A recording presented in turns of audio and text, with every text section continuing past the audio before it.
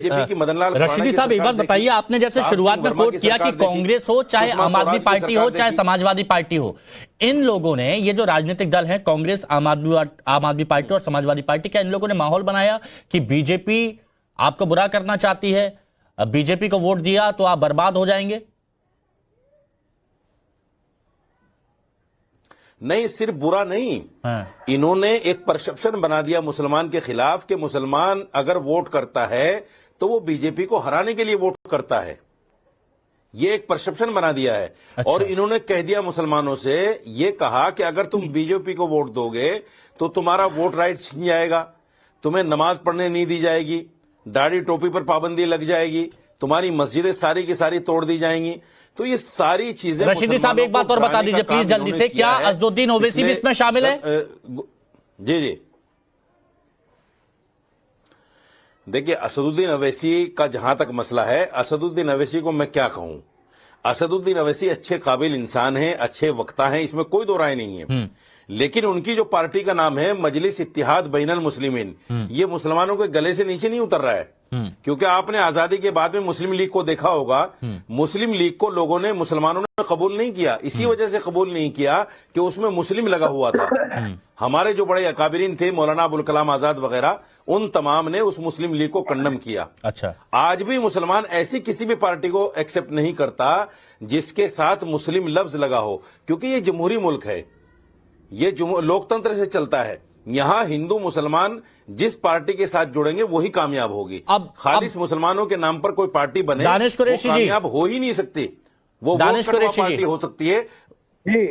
अब आपकी बारी। देखिए आपने सुना होगा, आपने रशीदी साहब को सुना, रजवी साहब की भी लगभग यही लाइन है, लेकिन उनसे भी मैं बात करूंगा, लेकिन आपकी बात उठी इसलिए। सौरभ जी बस 2 मिनट, सौरभ जी भी हमारे साथ में जुड़ चुके हैं, दुबे जी राजनीतिक विश्लेषक है। दानिश जी अपनी बात रखिए।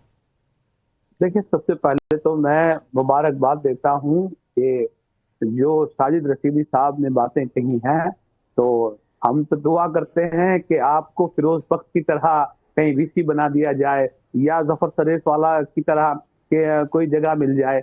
लेकिन सवाल आके ये खड़ा है कि उनका जो आर्ग्यूमेंट है वो बेसलेस इसलिए है कि हम देखते हैं साजिद रशीदी साहब हों कि रिजवी साहब हों, हालांकि ये उलमा के डेफिनेशन में आते हैं और इल्म के मामले को लेकर कुरान जिनके पास इल्म है उनकी बात करता है, हमारी कद्दो-कामत चाहे भले ही कम हो। लेकिन सवाल आके यहाँ ये खड़ा है कि आप इनसे ये पूछ लीजिए कि संबल पे इनका क्या स्टैंड था, तो साजिद रशीदी साहब का जवाब आपको पता चलेगा और रिजवी साहब का भी जवाब आपको पता चलेगा। हालांकि काफी अच्छे दोस्त हैं और बरसों से हम लोग पैनल पर बैठते हैं।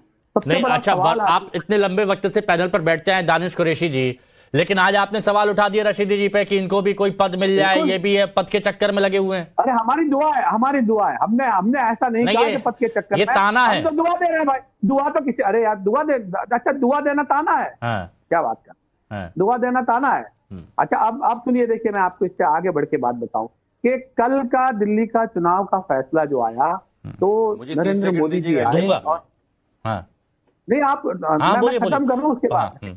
अब दूसरे नंबर पे बात आके इन्होंने पूछी कि भाई बैरिस्टर असदुद्दीन ओवैसी साहब ऑल इंडिया मजलिस इत्तेहादुल मुस्लिमीन, तो साजिद रशीदी साहब के पास तो कुरान का भी इल्म है और उनको ये पता होना चाहिए कि मुस्लिमीन का डेफिनेशन क्या आता है, तो वो सारी चीजें क्लियर हो जाएंगी। दूसरे नंबर की बात कि इस देश के अंदर में शिवसेना भी है, इस देश के अंदर में अकाली दल भी है, इस देश के अंदर में हिंदू महासभा भी है, इस तरह की बहुत सारी पार्टियां भर भर के पड़ी हैं। तो क्या साजिद रशीदी साहब भारतीय जनता पार्टी से ये कहेंगे कि शिवसेना के साथ में अलायंस खत्म कर दे, क्योंकि वो तो शिवसेना की, शिव की बात करती है, या अकाली दल की बात आती है तो अकाल तख्त की बात करती है, तो आप कह पाएंगे? नहीं कह पाएंगे। मुसलमानों के मसले में आके जो खड़ा है, देखिए बैरिस्टर असदुद्दीन ओवैसी साहब की मैं आपको एक बात कहूँ, बैरिस्टर असदुद्दीन ओवैसी साहब अपने तेलंगाना में, हैदराबाद के अंदर में, वो चाहे विपक्ष में बैठे हों, लेकिन हम अगर तरक्की के मामले में बात की जाए, चाहे एजुकेशन की बात हो, चाहे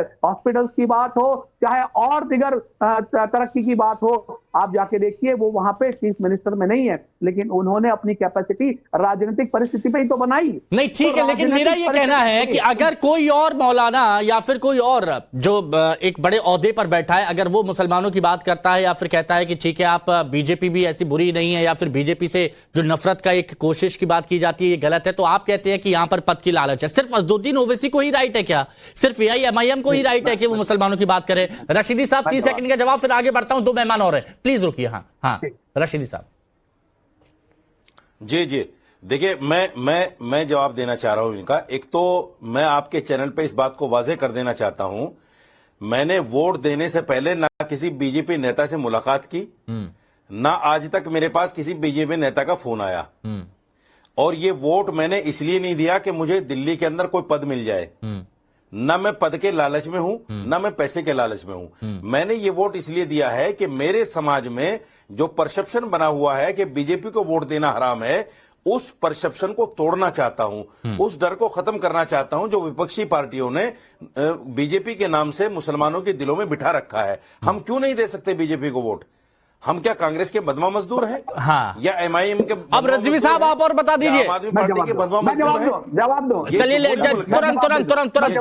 तुरंत हाँ तुरंत शॉर्ट में। हाँ देखिए सबसे पहली बात कि अगर साजिद साहब की बात मान ली जाए कि भाई इन्होंने किसी नेता से बात नहीं की, भारतीय जनता पार्टी से ना ही कोई कोशिश की, तो मैं ये कह रहा हूं कि ये वही बात कर रहे हैं आजादी के बाद से लेके अब तक। अरे राजनीति के अंदर में गिव एंड टेक की बात होनी चाहिए ना, कि मेरे इलाके में आप तरक्की देंगे या नहीं देंगे। मुसलमानों के इलाके में ना सड़क है, ना पानी है, ना रोटी है, ना बिजली है, ना स्कूल है। अच्छा ठीक है ये आ गया। अब जरा शहाबुद्दीन रजवी बरेलवी साहब, तुरंत आ रहा हूं, प्लीज 2 मेहमान और हैं। रजवी साहब आपने कहा दिल्ली में मुसलमानों ने समझदारी दिखाई, बीजेपी को वोट देके समझदारी दिखाई। देखिए हिंदुस्तान में मुसलमान आजाद है और ये आजाद भारत है। हाँ। आजाद भारत में आजाद मुसलमान को कुल इख्तियार है, जिस पार्टी में चाहे वो वोट दे। हाँ। रह गई दिल्ली के इलेक्शन के बाद, दिल्ली में 22 विधानसभाएं ऐसी हैं जहां मुसलमान असरअंदाज है। हाँ। और 12 विधानसभाएं ऐसी हैं जहां पर मुसलमानों की अक्सरियती तादाद है। तो वहां पर अभी जब शाहीन बाग में धरना लगा सीए एनआरसी के मामले को लेकर के, अरविंद केजरीवाल ने वहां मुसलमानों के साथ में कोई भी हमदर्दी का इजहार नहीं किया। ऐसे ही और दूसरे मामलात हुए दिल्ली में, तो इसलिए मुसलमानों ने वहां पर चेंज करने की बात की, तब्दील करने की बात की। जैसा कि आप देखते होंगे कि भारत के दूसरी रियासतों में जो एक ट्रेड है मुसलमानों का कि बीजेपी को हराने के लिए हम किसी को भी वोट दे देंगे। हाँ। तो बीजेपी को हराने का ट्रेड जो था दिल्ली में मुसलमानों ने खत्म कर दिया। और ये कि ये ट्रेड खत्म ये किया कि हम सबको वोट देंगे, तमाम पॉलिटिकल पार्टियां बराबर हैं, कोई कम है कोई ज्यादा है या नहीं, जो कोई किसी को डराता है या किसी को धमकाता है ये सब कुछ नहीं चलेगा।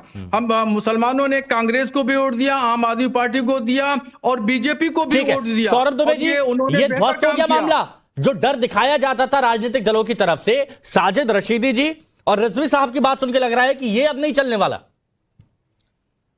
अब ये डर दिखाने का काम बिल्कुल नहीं चलेगा। हाँ। और विकास के नाम पे, तरक्की के नाम पे, डेवलपमेंट के नाम पे वोट मुसलमान देगा। ठीक है, हाँ बताइए सौरभ दुबे जी। ठीक है रजवी साहब। हाँ सौरभ दुबे। देखिए जंतर मंतर से शुरू हुई झाड़ू को दिल्ली की जनता ने छू मंतर कर दिया है। दिल्ली के चुनाव परिणाम के बाद मौसम बदला है, मौसम से मिजाज बदला है और मिजाज के बाद मुसलमान भी बदला है। देखिए मुसलमान कुछ को ये सच्चाई पता चल गई है कि जो अपीजमेंट करने वाले लोग थे उन पार्टी के लोगों को नकार दिया मुसलमानों ने, और जो सशक्तिकरण, जो इंपावरमेंट करने वाली पार्टियां, क्योंकि लगातार इस बात को देखा गया है कि मुसलमानों ने इस बात को स्वीकार किया है कि मोदी जी के द्वारा, जो सरकार के द्वारा दिया गया मकान है वो मुसलमानों को मिला है। जो स्कूलों में जो व्यवस्था थी, अस्पतालों के अंदर जो है तमाम तरह की योजनाएं थी, उसका लाभ नहीं। तो ओवैसी साहब क्यों नहीं मानते इस बात को? ओवैसी साहब तो नहीं मानते। देखिए ओवैसी साहब मुसलमानों के तुष्टीकरण के आधार पर जिस प्रकार से राजनीति करते हैं, उससे मुसलमान जो है उनको को पहचान गया है। दानिश कुरैशी जैसे लोगों की व्यक्तिगत मजबूरी हो सकती है, क्यों? क्योंकि अभी इन्होंने एक आरोप लगाया फिरोज भक्त के ऊपर, एक आरोप लगाया जफर सरेश वाला। मैं यही तो कह रहा हूँ, अगर जफर सरेश वाला और फिरोज भक्त और